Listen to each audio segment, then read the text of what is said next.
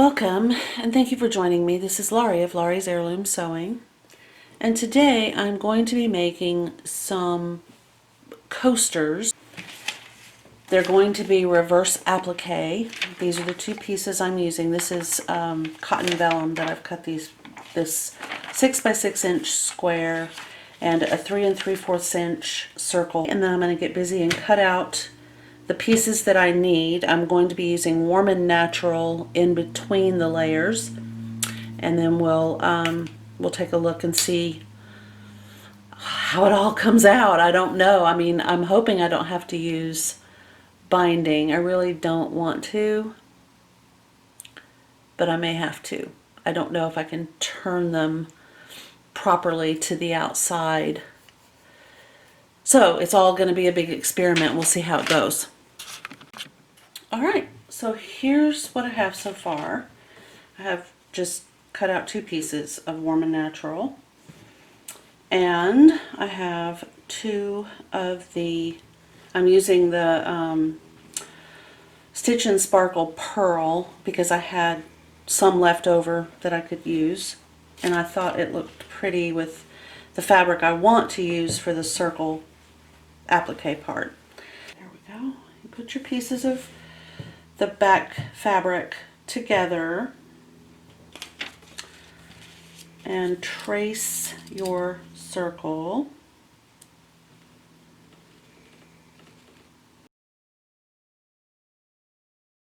No, okay.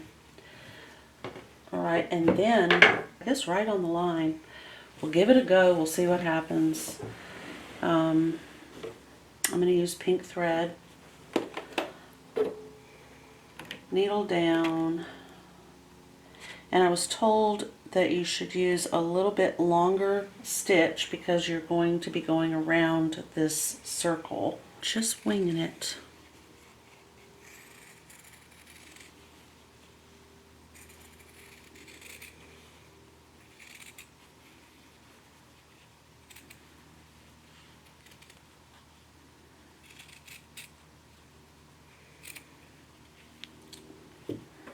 Okay, so here we are. And then I think you're supposed to clip. Of course, you don't want to clip into your stitching.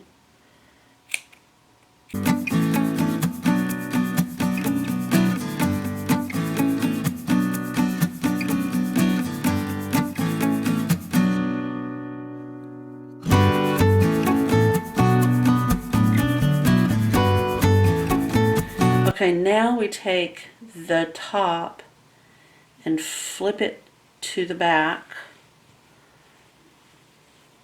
kind of hiding that stitching that we just did, and we are supposed to press. So what I'm doing is what I would do whether I had read about this technique or not, and that is I'm kind of just pushing it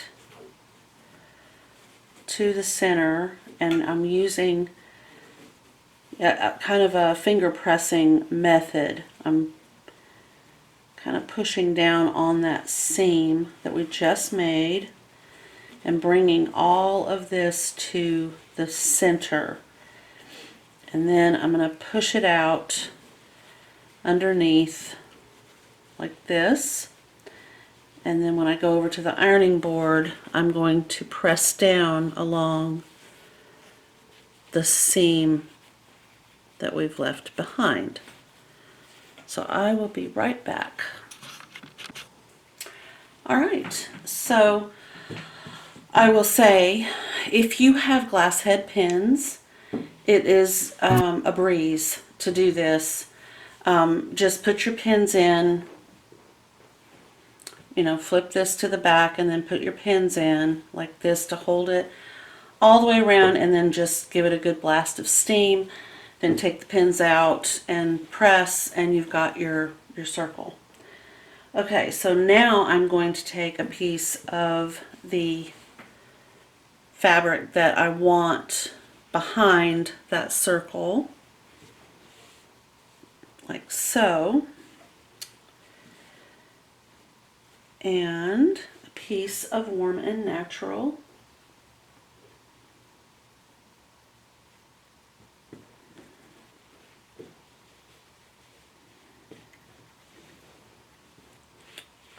like so. And then I'm going to need a third piece of the pearl stitch and sparkle. I could use, you know, a solid of this, I suppose, so that that's what it would look like. However, I have to use my head right here and think about turning this to the other side. So my first thing that I want to do is pin this down. And I may be absolutely wrong about the way my brain is thinking on it. I don't know. We're going to find out the hard way. And I did expect that when I had the stitch and sparkle cut and stitched and turned and pressed that there would be a size variation, because I've manipulated this fabric and the other fabric has not had anything done. So I do kind of want to press this. I'll be right back. Okay, so I gave that a good press. I think it looks a little bit better. And now I'm going to look at my stitches. I'm probably going to use number 5. But before I do that, I'm going to take a tiny piece of the stitch and sparkle here. I'll just cut. This fabric, while it is 100% cotton, it's a little bit heavier than the fabric. You know, this is also a stitch and sparkle, but it's not as heavy. Your stitches. So this is the first one right here that I started out with. I don't care for that one in this application. Let me get you where you can see it. And then I moved to a different stitch. I mean, it was just wildly awful. It's a slant. It kind of goes like this. And then I moved over to stitch number 21, and clearly this is the winner. And then I advanced my stitches, the stitch length a little bit, and I like this the best. So this is the stitching that I'm going to use, and I'm going to make a note of this so that should I get up and leave and then I turn my machine off and I come back and I can't remember what my stitch length was. Another alternative to this, if you don't want to write it down, is to just take a photo with your phone. You know, just hold this up to your machine so that you can see what stitch you're on and what your stitch length is to achieve, you know, the stitch that you prefer. Put just a little check mark like that, and then take a photo, and then you'll remember, oh yeah, it's stitch number 21, and it's, you know, 3.5 stitch length. I'm just going to jot it down right here. Stitch 21, 3.5, and I'll keep it with my project. I mean, there's, you know, there's value in doing both, but I can't see the value in doing neither. I think if you wanted to, you know, replicate a stitch that you weren't able to finish, and you had to turn your machine off, it would be kind of hard to do.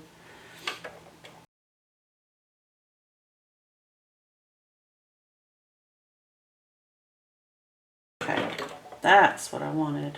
Okay, so I had to get the straight line on this side instead of this side.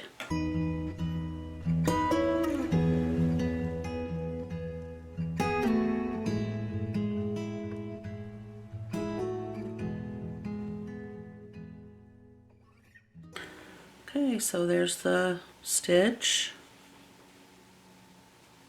And you could do this by hand if you wanted to. If you wanted some needlework, you know, to do, you could get these all set up and then just sit and do this little blanket stitch, you know, all the way around, and pretty much any shape, really. It's easier by hand to do odd shapes, like if you had a star or a heart, you know, something, a flower. It's just a lot easier to do that step by hand in my personal opinion, but that's just me.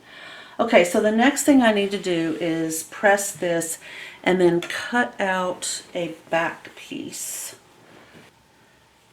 Square this up. Clearly that needs to be managed.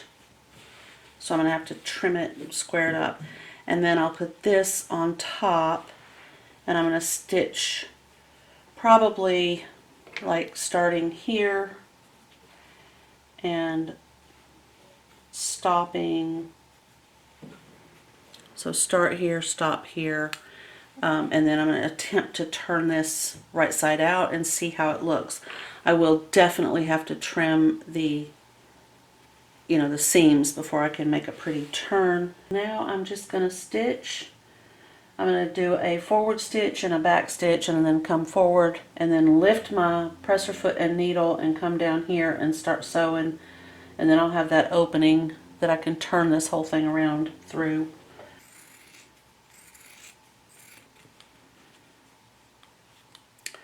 And on this right here where these two little short stitching lines are, I'm going to go trim and then off like that. I'm going to do the same thing on this side.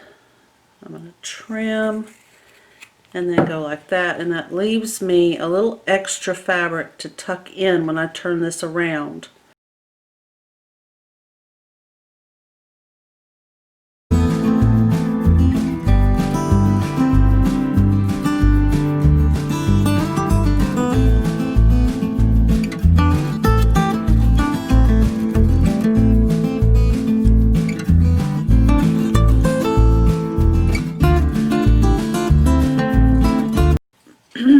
Two bottom corners, and that's why I started midway. I do not want to have to turn a corner by hand, or if I had not started down here and stopped over here, I would have to sew this whole thing by hand or try to keep it lined up and whatnot for the top stitching. But this is much easier for me. Okay, so now I have this extra fabric here, so I can turn this under a little bit easier than I would be able to do if I had not left that fabric. Like so. And then the back will just follow along with it. Of course, I'm going to press this before I attempt to stitch. And I think I will do a top stitch around. I just think that would be kind of cute.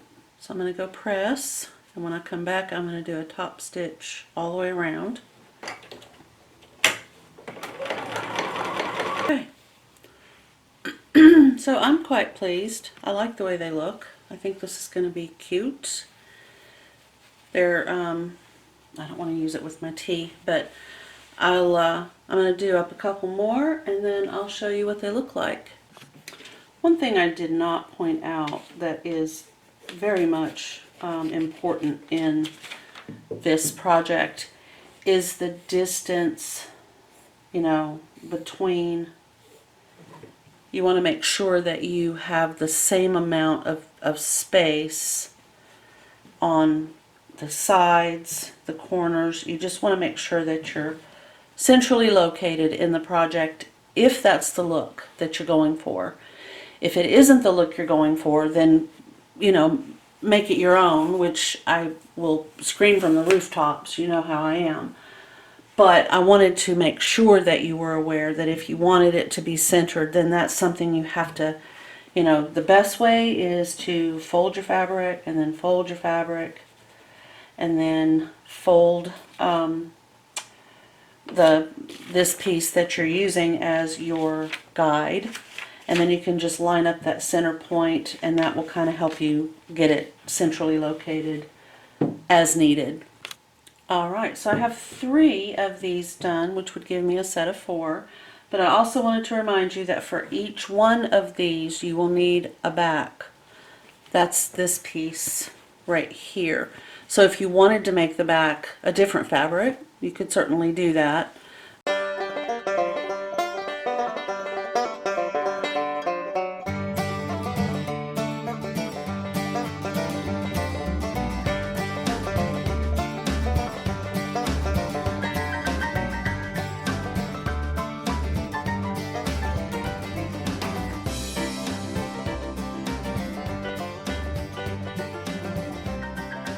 Okay, so now I'm going to take my scissors and just make those little clips all the way around the inside of these circles.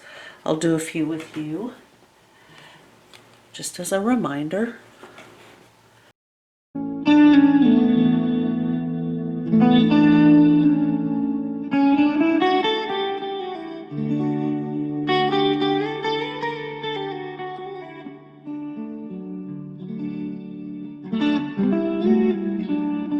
And I say probably about every quarter of an inch.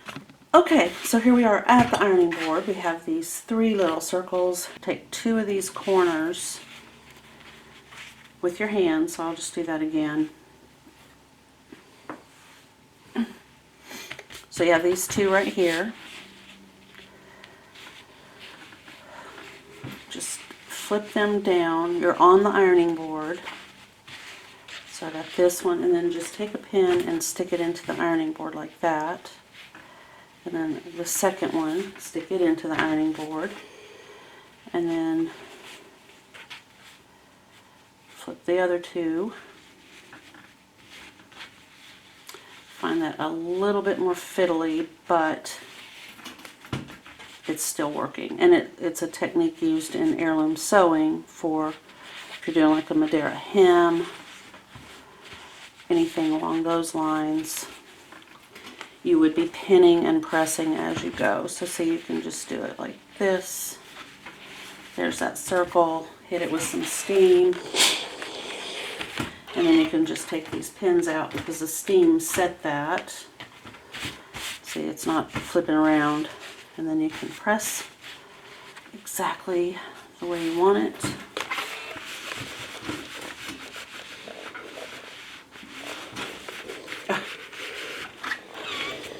I'm so awkwardly poised over here with the camera and the ironing board and trying not to burn myself.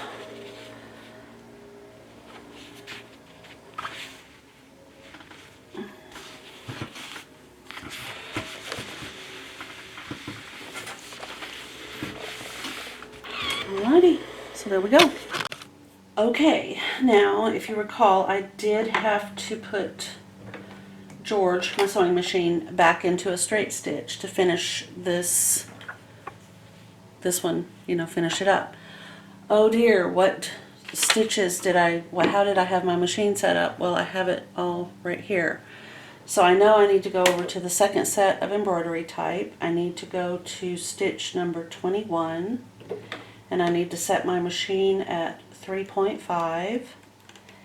And then I also need to put it in mirror image to get that stitch that I want right there.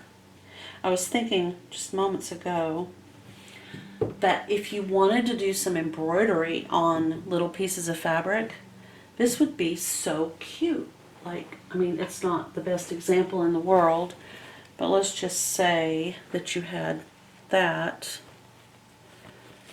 You could turn your embroidery into, just pretend like that's not there, into a reverse applique. I think that would be really, really special and really cute. You could do everybody's initials at for dinner, and put their water glass on this, and then they could take it home.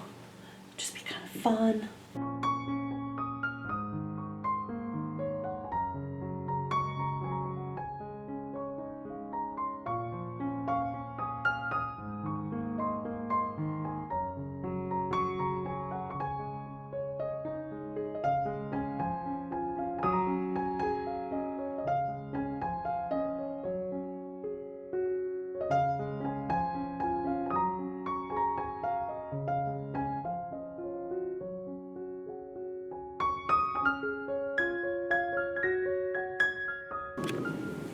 Are you bored, Bama? Are you bored? Where's your ball? Where is it? You better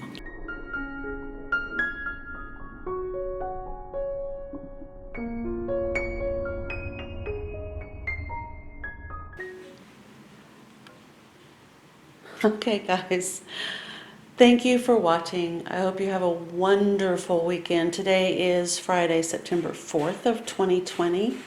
So, it's like the first weekend in September, I think.